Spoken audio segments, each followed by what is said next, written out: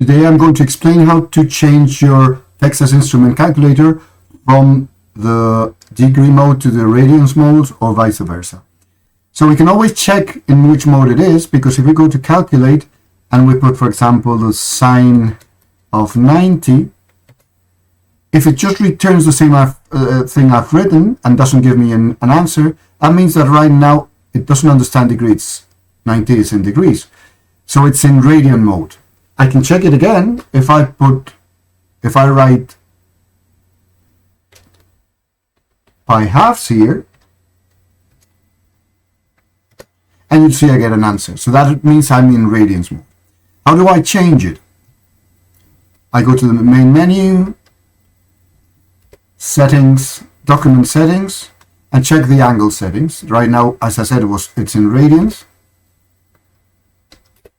So I'm going to change it to degrees. I'm going to go back to make default. Okay.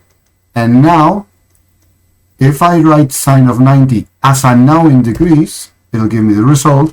But if I write something in radians, for example this, it'll just return the same thing I've written with no answer. Okay.